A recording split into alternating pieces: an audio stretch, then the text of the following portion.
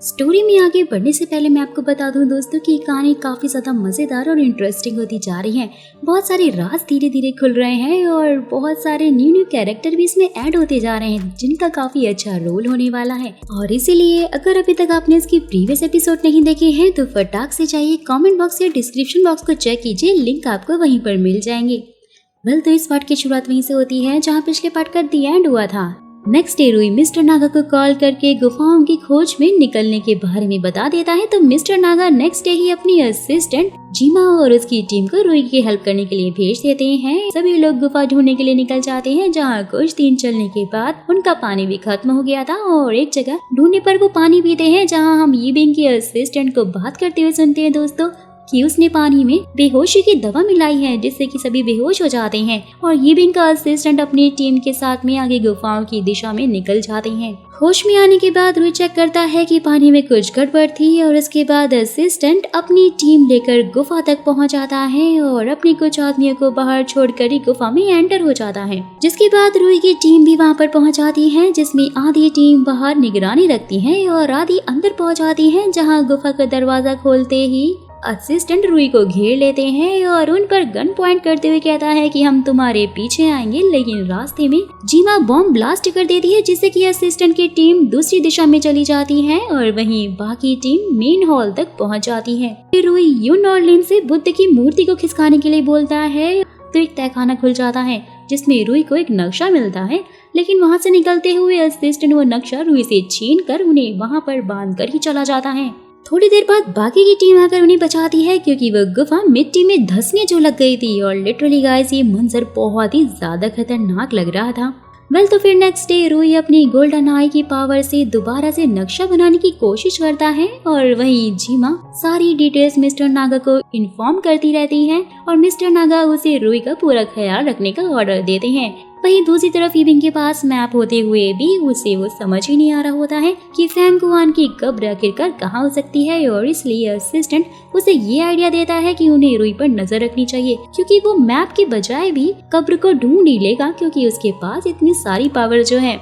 तो फिर उसके बाद मिस्टर फैंग रुई को मिलकर एक चीज देते हैं जिसे रुई जब अपनी गोल्डन आई से देखता है तो काफी खुश हो जाता है कि ये तो फैंग कुआन की चीज है। जिससे दोस्तों ये पता लग जाता है कि कब्र कहाँ है और ये भी कि मिस्टर फैंग कुआन के वंशज हैं और इसलिए वो रुई को वो चीज देकर चले जाते हैं क्योंकि उनके पूर्वज से गोल्डन आई पावर वाले इंसान को ही देना चाहते थे। रुई फिर सबको आकर बताता है कि उसे कब्र का ठिकाना मिल गया है और नेक्स्ट डे सभी उस जगह के लिए भी निकल जाते हैं जहाँ पर यीबिंग के आदमी उसका पीछा करने लगते हैं और एक जगह पर पहुंचकर सभी रेस्ट कर रहे होते हैं कि तभी असिस्टेंट यीबिंग से कहता है कि हमें रुई को मार देना चाहिए नहीं तो वो कब्र तक पहुंच जाएगा। लेकिन यीबिंग उसे मना करती है, बोलती है कि हम ऐसा नहीं कर सकते क्योंकि रुई ही हमें वहां तक पहुंचाएगा। और ये सुनते ही असिस्टेंट यीबिंग को चाय में कुछ मिला कर देता है जिससे कि उसकी तबीयत काफी खराब हो जाती है और फिर अपने आदमियों को रुई को मारने का ऑर्डर भी दे देता है। यानी कि दोस्तों यहाँ पर उसका असिस्टेंट गद्दार निकलता है।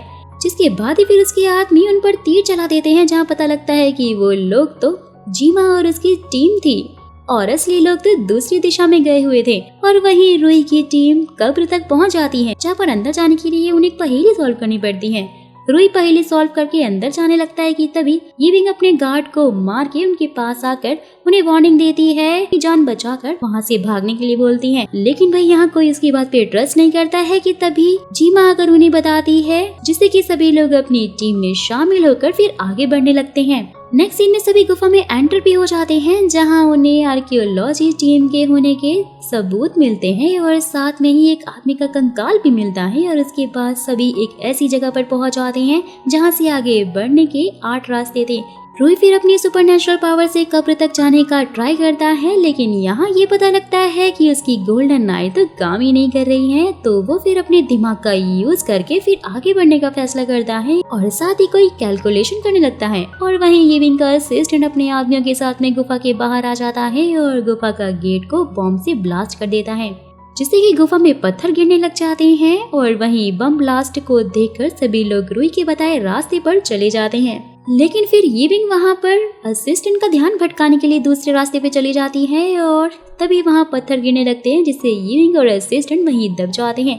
लेकिन असिस्टेंट बच जाता है और वहीं सभी लोग उस रास्ते से एक होल के अंदर जाते हैं, जहाँ पर जाने से पहले रूई को फेंग कुआन दिखता है जो उसे कह रहा होता है कि मुझे लगा था कि तुम पावर को यूज करके लाइफ के ट्रुथ को समझ जाओगे, लेकिन तुम नहीं समझे। और ये सुनकर रूई भी फिर अंदर एंटर करता है जहाँ उसे कब्र मिलती है और बाकी सब भी वहाँ रूई के ग्रैंडफादर का कंकाल को ढूंढने लगते हैं, लेकिन वहाँ उन्हें फेंग कुआन का कंकाल मिल जाता है और उसकी कब्र पर लिखे शब्दों से ये पता लगता है कि फेंग कुआन गोल्डन आई के पावर के साइड इफेक्ट से नहीं मरा था बल्कि 102 साल जिया था। जहाँ पर दोस्तों एक फ्लैशबैक में दिखाया जाता है जहाँ फेंग कुआन अपने देश की तरफ से युद्ध कर रहा था और युद्ध के समय वहाँ पर मेटेओर गिरने से सभी लोग मारे गए थे, लेकिन फेंग कुआन जिंदा था और उस पर आसमान से बिजली गिरती है जिससे कि वो बेहोश हो जाता है, जहाँ पर उसे मेटेओर और लाइटनिंग के कॉम्बिनेशन से वो गोल्डन पावर मिल गई थी जिससे कि वो अपनी आगे की लाइफ में बहुत ही समृद्ध और खुशहाल हो जाता है।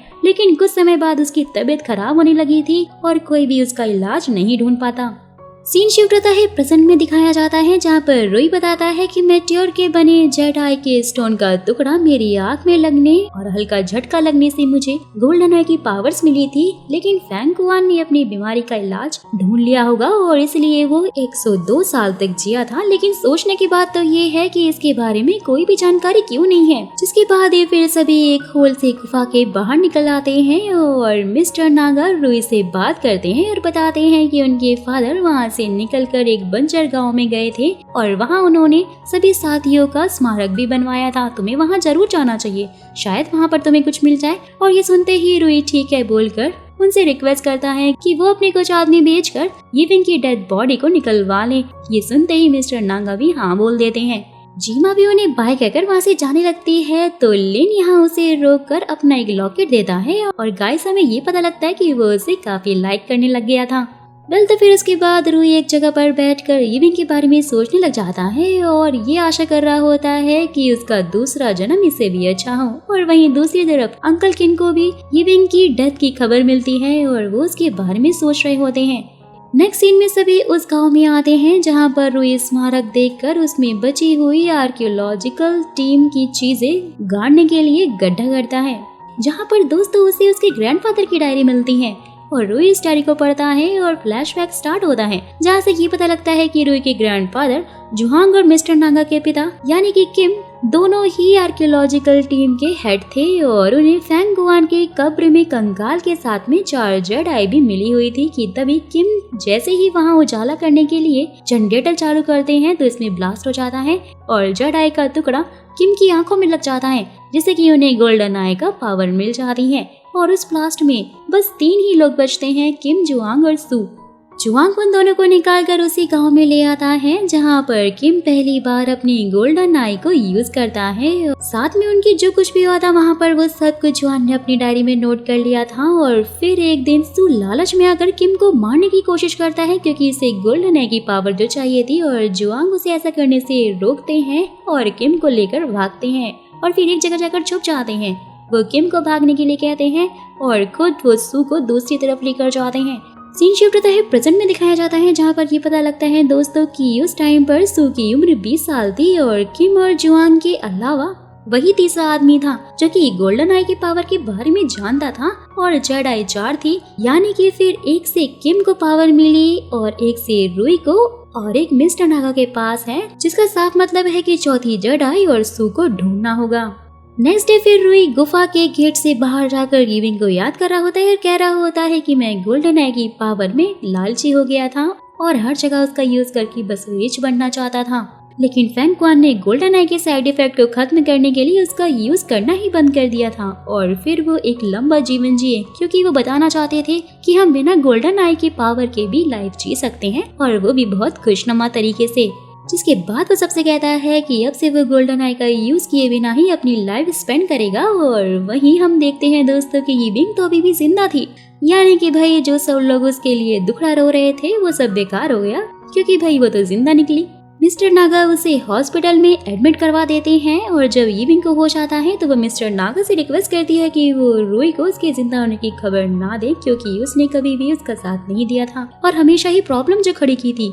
वहीं जुआंग फेई को बताता है कि सू उस टाइम आर्कियोलॉजिकल टीम का हिस्सा नहीं था और वहीं मिस्टर नागा रुई से मिलने के लिए आते हैं, जहां रुई उन्हें जुआन की डायरी देता है कि तभी फेई उसे कॉल करके बता देती है कि सू टीम का हिस्सा तो थे ही नहीं। ये सुनते ही रुई मिस्टर नागा को बताता है और पूछता है तो फिर वो वहाँ कैसे आया, जहाँ मिस्टर नागा उसे धैर्य रखने के लिए कहते हैं, लेकिन रुई बोलता है कि नहीं, मेरे पास इतना टाइम नहीं है क्योंकि गोल्डन आई की वजह से ही मेरी तबीयत दिन ब दिन खराब होती जा रही है और साथ ही मेरे दोस्तों को भी बहुत कुछ झेलना पड़ा है।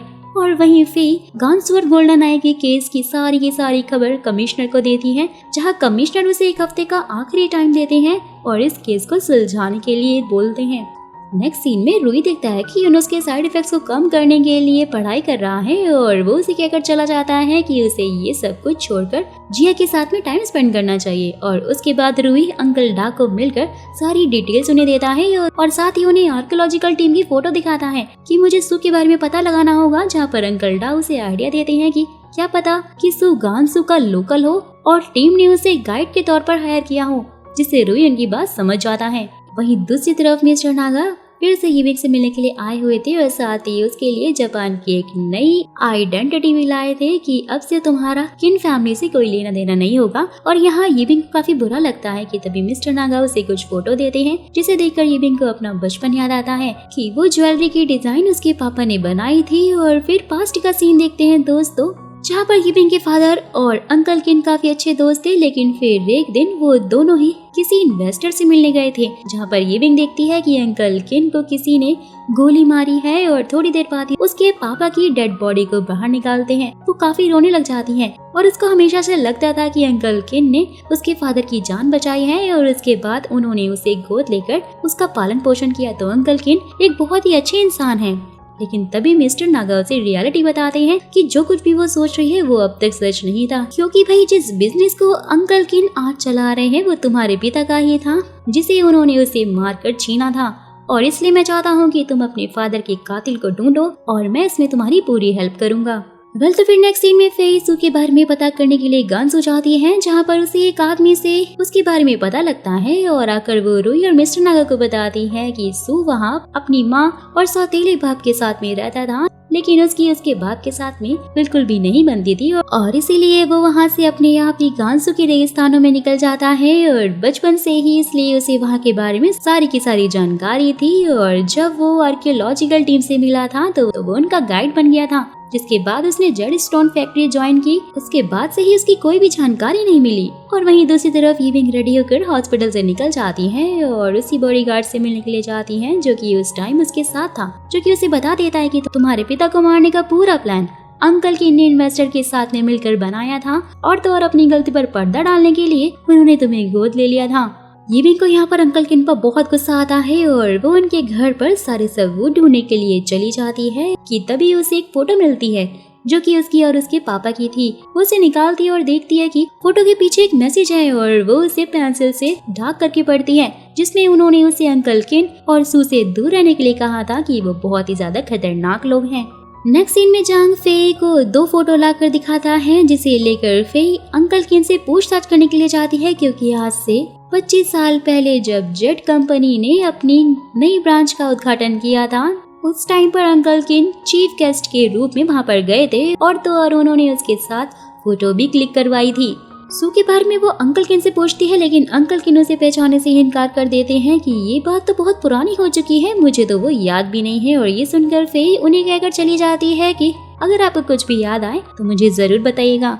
फेई के जाने के बाद अंकल किन सू की सारी बातें बताते हैं और रुई को मारने का प्लान करने के लिए मिलने के लिए बुलाते हैं और वहीं उनकी सारी बातें यिबिंग भी रिकॉर्डर से सुन लेती है दोस्तों। जिसके बाद यिबिंग देखती है कि जीमा उन पर नजर रखे हुए है मिस्टर नागा के कहने पर, और यहाँ पर यिबिंग उसे कहती है कि उन्होंने मेरी बहुत हेल्प की है और उसके लिए उनका बहुत शुक्रिया, लेकिन अब मैं आगे से खुद को संभाल लूंगी, आपको मेरी चिंता करने की जरूरत नहीं है। ये बताकर वहाँ से चली जाती है कि अंकल किन रुई को मारने का प्लान कर रहे हैं और आज सू से मिलने वाले हैं। वहीं दूसरी तरफ यून रुई की बीमारी के लिए एक डॉक्टर से मिलने के लिए आया हुआ होता है कि तभी वहाँ फेई को एक आदमी के साथ में देखता है, जहाँ जिया अगर उसे बताती है कि ये दोनों ट्रेनिंग कैंप में साथ में थे और अब उनका सीनियर है। वही सीनियर फे को बताता है कि सू ने 5 साल कंपनी में काम किया है, जिसके बाद उन्होंने खुद रिजाइन दे दिया। जिसके बाद ही फिर एक दिन एक कार एक्सीडेंट में उनकी डेथ हो गई थी और इसमें उनका डेथ सर्टिफिकेट भी है कि तभी वहाँ पर रुई और यून आते हैं, जहाँ फे रुई को जलाने के लिए सीनियर का हाथ पकड़ लेती है, जिससे जलकर रुई बाहर आ जाता है। यानी कि दोनों के बीच में कुछ न कुछ खिचड़ी जरूर पक रही थी। वेल तो फिर ये देखकर फे भी उसके पीछे आती है और उसे बताती है कि सू की पहले ही डेथ हो चुकी है। और ये सुनकर रुई काफी शॉक हो जाता है कि तभी मिस्टर नागा उसे कॉल करते हैं। नेक्स्ट सीन में यीविंग एक होटल में ड्रेस चेंज करने के लिए पहुंचती हैं, जहां पर अंकल किन सू से बात कर रहे होते हैं कि अब उन्हें जल्दी ही रुई को अपने रास्ते से हटाना होगा।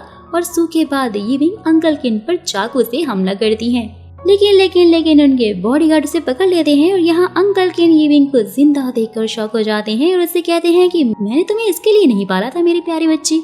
जिसके बाद ही रास्ते में अंकल किन को रुई और मिस्टर नागा रोक लेते हैं और पूछते हैं कि यीविंग कहाँ है। तो उनकी कार भी चेक करते हैं, जहाँ पे उन्हें यीविंग नहीं मिलती है और वो उन्हें जाने देते हैं। तभी फिर जीमा मिस्टर नागा को यीविंग के मिलने की खबर देती है और वहीं जीमा और लिन जाकर यीविंग को अंकल किन के बॉडीगार्ड से बचा लेते हैं कि तभी मिस्टर नागा और रुई भी वहाँ पहुँच जाते हैं, जो कि उसे रुई के घर लेकर आते हैं। फे भी वहाँ पर होती है तो यीविंग उसे अंकल किन को पकड़वाने के लिए हेल्प करने के लिए कहती है, साथ ही बताती है कि सू अभी जिंदा है। और ये सुनकर तो फे वहाँ से कमिश्नर से बात करने के लिए निकल जाती है, जहाँ रुई उसे छोड़ने को कहता है कि तभी एक कार आकर उन पर हमला करती है, जिसमें रुई को बचाने के चक्कर में फे को चोट लग जाती है और रुई जल्दी से फिर उसे हॉस्पिटल लेकर जाता है। नेक्स्ट डे सभी फे के पास हॉस्पिटल में होते हैं, जहाँ रुई मिस्टर नागा से कहता है कि हमें पहले अंकल किन को जेड आई देकर सू के बारे में सारी इन्फॉर्मेशन मांगनी चाहिए, ताकि हमें ये पता लग सके कि ग्रैंडफादर कहाँ है। लेकिन मिस्टर नागा उसे यहाँ मना करके चले जाते हैं और ये भी कभी उसका साथ देने से मना कर देती है। जहाँ पर फिर यून कहता है कि भले कोई तुम्हारे साथ हो ना हो, मैं हमेशा तुम्हारे साथ हूँ। और उसके बाद लिन एक गाड़ी पर नजर रखने लग जाता है और वहीं मिस्टर नागा जीमा को जेडाई यूक्रेन भेजने को कहते हैं, क्योंकि उन्हें मालूम था कि रुई उसे चुराने की कोशिश जरूर करेगा। और थोड़ी देर बाद लिन उस गाड़ी से जेडाई को चुरा भी लेता है।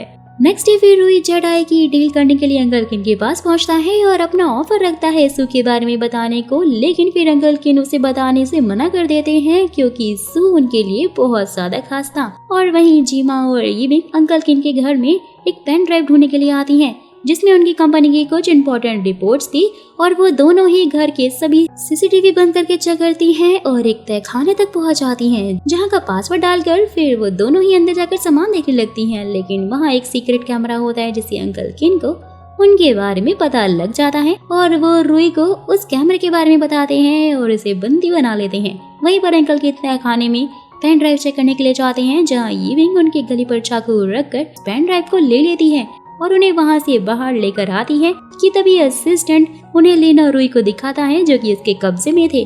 और ये देखते ही यीविंग उन्हें पेन ड्राइव के साथ में छोड़ देती है कि तभी फे भी पहुंच जाती है, क्योंकि जिया ने उसे रुई के प्लान के बारे में सब कुछ बता जो दिया था और अंकल किन को ड्राइव देने के लिए कहती है। लेकिन अंकल किन फे पर हमला करके अपने असिस्टेंट के साथ भाग जाते हैं और वहीं रुई और लिन भी फ्री हो जाते हैं। जिसके बाद ही फिर मिस्टर नागा और रुई प्लान बनाते हैं कि अंकल किन जेडाई को चुराने की कोशिश तो जरूर करेंगे। और इसलिए जैसे ही असिस्टेंट जेडाई को चुराने आता है तो उसे वहाँ पर एक के बाद एक दूसरा लॉक खोलना होता है कि तभी असिस्टेंट अपने प्लान के मुताबिक वहाँ से भागने लगता है और फिर उसके पीछे जाती है। और वहीं जहान आकर लॉकर का कोड डालकर जेडाई को चेक कर लेता है कि तभी असिस्टेंट के बचे आदमी जहान को बेहोश करके वो जेडाई को चुरा ही लेते हैं आखिरकार और असिस्टेंट को बता देते हैं। असिस्टेंट फिर इसकी खबर अंकल किन को देता है और अंकल किन उसे पुलिस से बचने के लिए लेफ्ट साइड मुड़ने के लिए कहता है, जहां उसके आदमी हेल्प के लिए खड़े थे। लेकिन लेफ्ट साइड दीवार में असिस्टेंट घुस जाता है, जहां वो बहुत ज्यादा जख्मी हो गया था कि तभी फे आकर उसे चेक करती है तो असिस्टेंट उसे अंकल किन का ठिकाना बता ही देता है और यहाँ उसकी डेथ भी हो जाती है। बेचारे ने इतनी मेहनत की और हाथ में क्या लगा, सिर्फ मौत। वेल तो वहीं फिर अंकल किन जब जेडाई देखते हैं तो वह नकली होती है।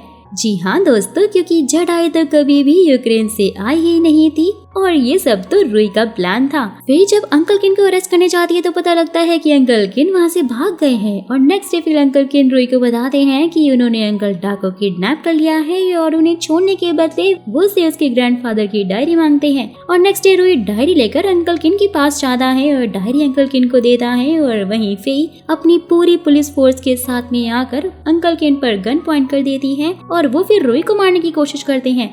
लेकिन बीच में अंकल डा आ जाते हैं कि तभी अंकल किन को कोई शूट कर देता है। और जैसे वो मर रहे होते हैं तो यीविंग को तो बहुत ज्यादा दुख होता है, क्योंकि हो ना हो जैसे भी थे उन्होंने उसे पाला जो था।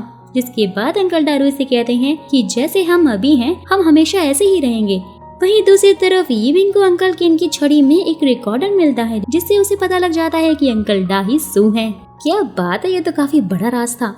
तो फिर नेक्स्ट डे सभी एक जगह पर होते हैं जहाँ फेई रुई से कहती है कि मुझे समझ नहीं आ रहा कि आखिरकार अंकल किन कल इतनी जल्दी कैसे पकड़े गए। वो तो हमेशा अपनी सिक्योरिटी टाइट रखते हैं और फिर कल उन्होंने अंकल डा को ही क्यों पकड़ा। जेडाई की जगह उन्होंने तुम्हारे ग्रैंडफादर की डायरी क्यों मांगी। और ये सब कुछ सुनकर तो रुई कहता है कि क्योंकि ये सब कुछ सू का प्लान हो सकता है। और इसके बाद फेई उसे यीबिंग से मिलने के लिए कहती है और नेक्स्ट सीन में रुई फिर उससे मिलता है जहाँ यीबिंग सारी की सारी रिकॉर्डिंग सुना देती है कि अंकल डा ही सू है। ये भी पता लगता है कि उन्होंने डायरी के लिए ही अपनी किडनैपिंग करवाई थी। ये सब कुछ जानकर रुई को तो बहुत ज्यादा दुख होता है, क्योंकि वो अंकल डा को अपने ग्रैंडफादर जैसा मानता था। जिसके बाद यीबिंग ये बोलकर चली जाती है कि वो खुद को पुलिस के हवाले करने जा रही है और रुई इस पर तो कोई ध्यान ही नहीं दे पाता, क्योंकि वो तो खुद ही सदमे में आ गया था। नेक्स्ट सीन में फिर रुई अंकल डा से मिलने के लिए घर आता है और फेई को कॉल करके बुलाता है। अंकल डा उसे घर पर नहीं मिलते हैं, लेकिन रुई वहाँ रखे नाइफ को जब अपनी गोल्डन आई से चेक करता है तो दोस्तों उसे ये पता लगता है कि उसी नाइफ से अंकल डा ने जहान के ग्रैंडफादर को मारा था। और यहाँ बचा कुचा ट्रस्ट भी उसका टूट जाता है कि तभी फेई वहाँ पर आती है और रुई उसे सारी सच्चाई बता देता है। ये सुनते ही फेई को भी काफी बड़ा शौक लगता है। नेक्स्ट डे फिर रुई यीबिंग के घर आता है जहाँ यीबिंग ने उसके लिए सॉरी लेटर लिखा हुआ था, साथ में उसकी एक पेंटिंग भी बनाई हुई थी जो कि वो उसे गिफ्ट में देती है। और यहाँ लेटर पढ़कर रुई यीबिंग के बारे में सोच रहा होता है। जिसके बाद सभी अंकल डा के बारे में सोचने लगते हैं, जहाँ पर फेई को जहान से पता लगता है कि अंकल डा अभी यूक्रेन में है और वो सभी को इस बारे में बताती है। और यहाँ रुई की तबीयत धीरे धीरे और ज्यादा खराब होने लग जाती है कि वही हम अंकल डा को उसके फ्रेंड कुन के साथ में देखते हैं, जो कि उसे विक्टर के म्यूजियम पर नजर रखने को कहते हैं, क्योंकि उन्हें जेडाई जो चुराना था। और नेक्स्ट डे सभी लोग यूक्रेन आ जाते हैं कि सभी विक्टर के घर रुकते हैं, जहाँ विक्टर बताता है कि अंकल डा यहाँ पर आकर कुन से मिले हैं। और यहाँ कुन के बारे में पता लगता है कि वो यहाँ के लोकल मार्केट में प्राचीन चीजें स्मगल करता है और इसके कनेक्शन यहाँ की माफिया और पुलिस से हैं। साथ ही ये भी पता लगता है कि अंकल डा विक्टर के घर और म्यूजियम पर नजर रखवा रहे हैं। जिसके बाद ही फिर अंकल डा रुई को एक होटल में अकेले मिलने के लिए बुलाते हैं कुछ बात करने के लिए। लेकिन जब रुई उनके पास आता है तो दो लोग उसे किडनैप करने की कोशिश करते हैं, लेकिन फेई और लिन जो कि उसे ट्रैक कर रहे होते हैं उसे बचा लेते हैं। घर वापस आने के बाद विक्टर रुई को अभी कुछ दिनों के लिए अंडरग्राउंड होने के लिए कहता है, क्योंकि उसके ऊपर खतरा जो मंडरा रहा था। और उसके बाद लीना सभी को एक सीक्रेट हाउस में शिफ्ट कर देती है। कुछ दिन बाद जीमा जब उनसे मिलने के लिए जाती है तो वो घर से बाहर अनजानों को खड़ा देखती है। और जैसे ही रुई उन अनजानों का पीछा करने के लिए एक प्लान बनाता है और बाहर निकल कर आता है, जहाँ वो लोग उसका पीछा करने लगते हैं और फेई और जीमा उन्हें जबरदस्त सबक सिखाती हैं। लेकिन उन लोगों की तादाद बहुत ज्यादा हो गई थी और रुई को किडनैप करके वो अंकल डा के पास आखिरकार ले ही जाते हैं, जहाँ पर अंकल डा की बातों से पता लगता है कि उन्होंने ग्रैंडफादर और अंकल किन को इसलिए मार दिया था क्योंकि वो उनके प्लान में बाधा बनने लग गए थे। और स्टोरी की स्टार्टिंग में अंकल डा को गोल्डन आई की पावर चाहिए थी दोस्तों, और इसलिए उन्होंने चोरी भी करवाई थी, लेकिन वो रुई को मिल गई थी, जिस वजह से रुई भी उनका दुश्मन बन गया था। जिसके बाद वो रुई को अपना पास्ट बताने लग जाते हैं कि मैंने बहुत ही बुरा जीवन जिया है और इसलिए कुछ बड़ा करने की सोच रहा था। मैं पहले भी गोल्डन आई की पावर को पाकर अमीर बनना चाहता था, लेकिन तुम्हारे ग्रैंडफादर की वजह से मैं ये नहीं कर पाया और मुझे उन्हें मारना पड़ा। लेकिन मेरे बच्चे, इस बार ऐसा नहीं होगा। कि तभी हम वहाँ जीमा को देखते हैं जो कि अंकल डा के साथ में मिली हुई थी। अरे वाह, क्या खतरनाक सीन था। वेल तो दोस्तों, फिर इस तरह से मिस्टर नागा और रुई पर नजर रखी जा रही थी और वहीं सभी को रुई की किडनैपिंग की खबर मिल जाती है। और तभी लीन आकर बता देती है कि अंकल डा हाल ही में एक न्यूरोलॉजी के डॉक्टर से मिले हैं, यानी कि वो रुई के साथ में कुछ गलत करने वाले हैं। जिसके बाद विक्टर और यून डॉक्टर को ढूंढने के लिए जाते हैं, जहाँ ये पता लगता है कि डॉक्टर छुट्टी लेकर अंकल डा के साथ में काम कर रहा है। नेक्स्ट सीन में देखते हैं कि कुन अंकल डा की चाइना से लाई हुई कुछ प्राचीन चीजें कुछ बड़े बिजनेसमैन को बेच देता है, जिसमें जीमा उसकी हेल्प करती है। जिसके बाद ये फिर कुन उसकी न्यूज अंकल डा को देता है और ये पता लगता है कि चौथी जेडाई हमेशा से ही अंकल डा के पास थी, लेकिन अब उन्हें थर्ड वाली भी चाहिए थी। और उसके बाद कुन एक नेकलेस लेकर रुई के पास आता है और उसे इसके पास के बारे में पूछता है, तो रुई बताता है कि ये कितना पुराना है और इसकी क्या खूबी है। वहीं दूसरी तरफ विक्टर फेई को कुन की लोकेशन बता देता है, जहाँ पर एक प्लान बनाकर फेई कुन को रास्ते में घेर लेती है और उसे कहती है कि हम जेडाई के बदले में रुई का सौदा करना चाहते हैं, तो ये बात अंकल डा तक पहुँचा देना, और ये भी कि हम रुई को पहले ही सही सलामत देखना चाहते हैं। और इसके लिए कुन मान भी जाता है। वेल तो फिर नेक्स्ट डे लिन और फे रुई से मिलने के लिए जाते हैं, जहां अंकल डा बस फे को ही अंदर जाने देते हैं, जहां रुई उसे इशारा करता है कि अंकल डा ने उसकी बेंच के नीचे रिकॉर्डर लगाया हुआ है, जिसे कि फे बड़ी ही चालाकी से अपनी बबल गम से लगाकर खराब कर देती है। और फिर रुई को बताती है कि हम यहाँ अंकल डा को जेडाई देने का नाटक करेंगे और फिर तुम लिन के साथ में निकल जाना। रुई भी फिर उसे एक आइडिया देते हुए कहता है कि जब वो ऐसा करे तो जमीर का यूज करे, ताकि उस टाइम अंकल डा और कुन आपस में बात ना कर पाए। फे को फिर वहाँ से भगा दिया जाता है और उसके बाद फे सभी को अपना प्लान बताती है और नेक्स्ट डे जेडाई यून और विक्टर के साथ में लेकर अंकल डा से मिलने पहुंच जाती हैं, जहाँ पर यून अंकल डा को अपनी बातों में उलझा लेता है ताकि रुई को अपना काम करने के लिए टाइम मिल सके। और वहीं रुई कुन को अंकल डा के खिलाफ भड़काने की कोशिश कर रहा होता है कि वो बस तुम्हारा यूज कर रहे हैं और साथ ही तुम्हारा चाइना से एक्सपोर्ट होने वाला माल भी जब्त हो चुका है। मेरी एक गोल्डन आई सब देख लेती है और इसलिए मुझे ये सब पता है। ये सब कुछ सुनने के बाद तो कुन पहले अंकल डा को कॉल करता है, जो कि लगता ही नहीं है, और फिर एक नंबर को कॉल करता है जिसका नंबर रुई अपनी पावर से देख लेता है, साथ ही उसे याद कर लेता है। और यहाँ कुन को पता लगता है कि उसका कोई माल जब्त नहीं हुआ है, रुई तो बस झूठ बोल रहा है। और वो रुई को जोरदार पंच मारता है कि तभी लिन उसे आकर एक जोरदार किक मारता है और रुई को उठाकर वहाँ से ले जाने लगता है, जहाँ रुई उसे जीमा और उस नंबर के बारे में बताता है। और यहाँ पर लिन को जीमा के बारे में जानकर बहुत ज्यादा हर्ट होता है, क्योंकि वो उसे बहुत लाइक करने लग गया था।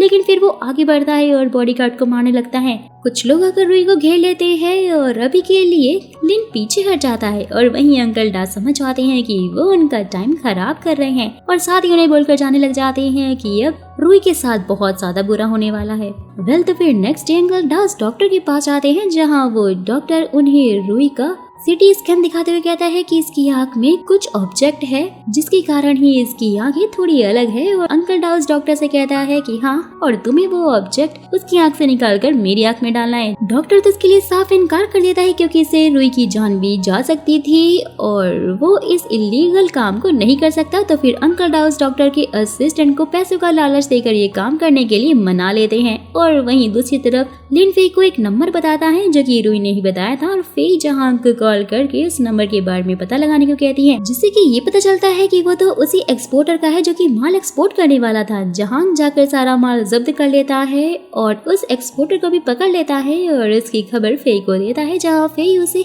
ये आइडिया देती है कि उसे माल एक्सपोर्ट करने का नाटक करना है ताकि वो कुन को अरेस्ट कर सके। और जहांग मान जाता है। जैसे ही फिर फे और लिन उस जगह जाते हैं जहाँ रुई को रखा था, लेकिन अब तो वो वहाँ था ही नहीं। लेकिन फिर उन्हें वहाँ रुई की सिटी स्कैन रिपोर्ट मिल जाती है, जिसे लेकर वो यून को दिखाते हैं और यून उसे देखकर पागल ही हो जाता है, क्योंकि वो तो रुई के लिए कुछ भी करने के लिए रेडी था।